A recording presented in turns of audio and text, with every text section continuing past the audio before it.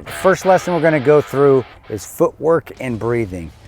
We're going to do it from a static position because it's very important to get those things right. The good stable base and a good set with your footwork, but really it's your hips and your shoulders. But if you can't do it static, it's very difficult to do that if you're on the move. So first thing first, as far as footwork, we want a good fighting stance. I want to say that it's not an isosceles, it's not a Weaver stance, it's a good fighting stance. Generally when you see that, you're going to see, if he's a right-handed shooter, you're going to see that right foot almost at the index of his left foot, and vice versa if you're a left-handed shooter. So he's got a good flex in his knee, looks good. All right, now the importance though of the hips and the shoulders is where when you're moving, it's going to make you accurate.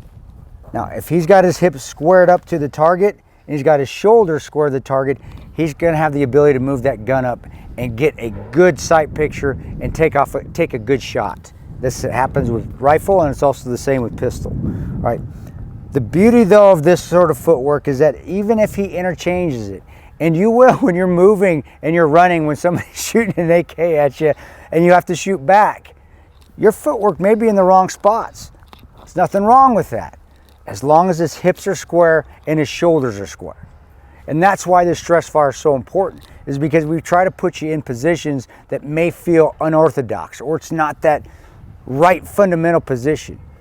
This, as far as footwork goes, is a fundamental that we can violate and still hit the target as long as we keep the shoulders square, like Big Jeremy has these big old shoulders, and he keeps his hips square. Now on the breathing side of the house, we talk about momentary pauses. That's great when you're zeroing your weapon, or you have actually a static sight that you're shooting and you have the chance just to sit there and breathe and relax. This isn't the case when we're doing stress fires and running. You're going to be breathing hard.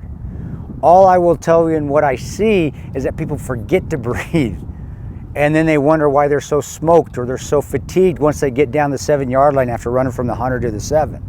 Well, of course they're running, so they're getting a little fatigued, but they forget to breathe when they get on a particular yard line to take a shot. They hold their breath. So I will tell you, in the breathing part of this, the important thing is just breathe.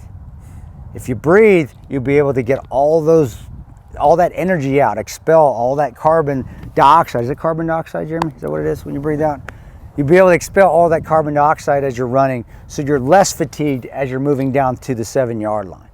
But that's something we have to teach. That's something I would highly recommend you come through a stress fire course and you see it for yourself. All right, let's go ahead and run this exercise. Jeremy, let's get ready to go. Roger that. What I want you to do now is go ahead. You have a magazine in your hand. All right, we got 300. So load that one magazine in your rifle. Go ahead and ride that bolt forward. All right. Oh. No, that's okay. That's okay. All right. And what I want you to do is come to that high carry position. Okay, what we're going to do is you're going to run from the 5. You're going to engage 2 shots. Okay. Roger that. Then you're going to run. I'm sorry. Run to the 10. Engage 2 shots, and run to the 5. 2 shots. All right, buddy. Stand by. And the command. We're going to use the command of threat to move. Okay. Roger that. Stand by. Threat. Up it. All right. 2 shots. All right. High. Good job. Good job keeping your weapons on safe. All right. You're good. All right. Clear it. Are we safe? Safe. All right. Weapon on safe. Let's go ahead. Weapons on safe. Good job. I think that was good. Good pump. Good brakes. We didn't slip and fall on our butt. Outstanding job. Well, Jeremy properly demonstrated lesson 1. And as you saw with his footwork, he had a good base down there, flexing the knees. He had a good fighting stance. And when he got up to the line, he was able to accurately engage the targets. That's what we want. Let's go ahead and go on to the next lesson.